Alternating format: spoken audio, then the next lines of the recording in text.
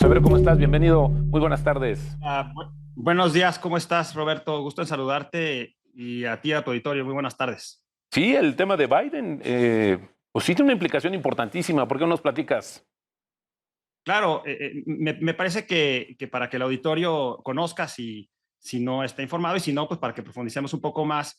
El domingo pasado hubo una sesión maratónica en donde en el Senado norteamericano se votó la ley para reducir la inflación y en esa ley es un costal en donde no solamente hay elementos fiscales y demás, sino también un paquete para el cambio climático y un paquete para el cambio climático que es fundamental no solamente para los norteamericanos, Roberto, sino para todo el mundo, porque se trata de la economía más importante del planeta.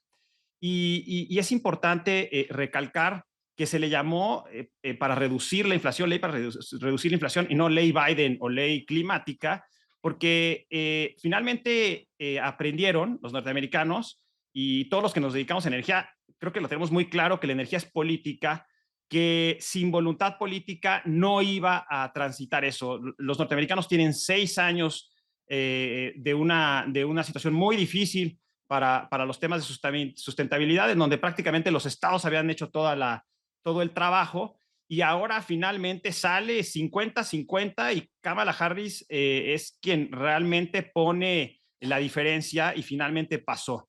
Ahora, los norteamericanos tienen dos elementos muy importantes en este paquete. El primero es que los apoyos, Roberto, no son por un año, por 2 años, si Biden viene, si Biden se va, son por 10 años. No importa quién esté en la presidencia, es una ley. Y lo segundo es que le da certidumbre finalmente a una industria de infraestructura que requiere certidumbre. Y ahí hago la primera conexión con México, Roberto. El golpe al corazón, al sector energético mexicano en estos años ha sido la falta de certidumbre.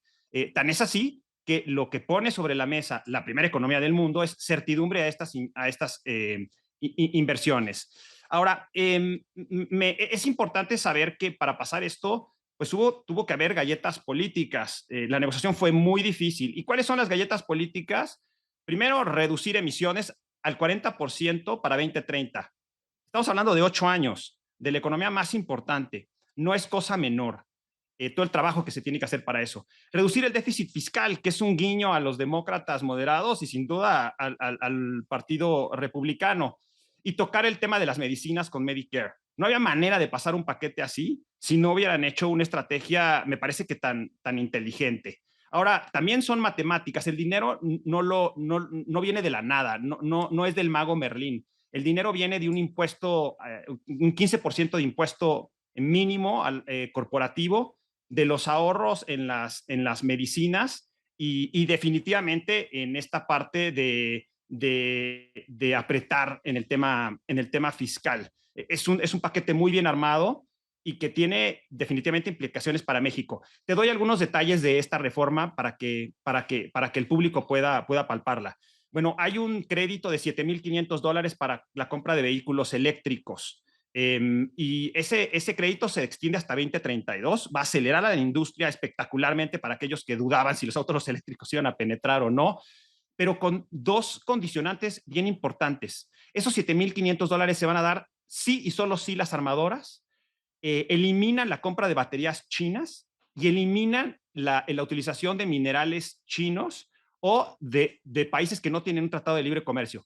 Vuelvo a hacer una conexión con México. Evidentemente, para un país como México, Canadá, etcétera, que tiene tratados de libre comercio, esto te abre una ventana. Por eso es tan delicado cómo se maneje políticamente el conflicto que tenemos en el tema energético con los norteamericanos. Nadie debe de pelear nadie debe de pelear con su dinero, dice el dicho mexicano. Este es solo una de las puertas que se está hablando, que se está abriendo. Te digo otro, hay 44,000 millones de dólares para apoyar proyectos de infraestructura solar, eólica, hidrógeno y almacenamiento. El paquete total es alrededor de 360,000 millones de dólares, con 300,000 millones de dólares adicionales para el pago de déficit. Otro de los incentivos que se da y te va pintando de cuerpo entero la estrategia fue un incentivo a la industria petrolera. Se le da recursos a la industria petrolera, pero no solamente para producir petróleo, sino destinados a CO2. Aquellas empresas que hagan confinamiento o utilicen los famosos limpiadores de emisiones de CO2 en los proyectos, tendrán créditos fiscales, pero también se le hace un guiño a la industria petrolera. Evidentemente había que negociar con todas las partes. Hay incentivos para la industria nuclear.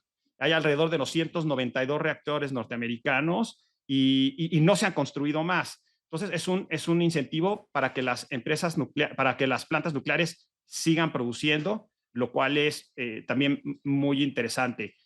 Finalmente, también se crea un banco verde, un banco federal verde, que empieza con 27,000 millones de dólares para apoyar proyectos de energía solar, eólica, almacenamiento, etcétera, pero que puede llegar hasta los 100,000 millones de dólares para financiar estos proyectos.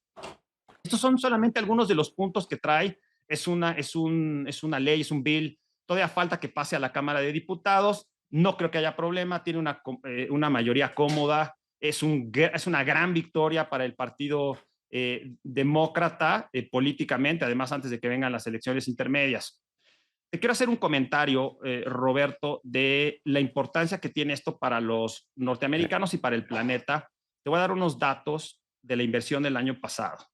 El año pasado, la inversión global en materia sustentable y ambiental era liderada por 10 países. El número 1 es China, con el 35% de la inversión.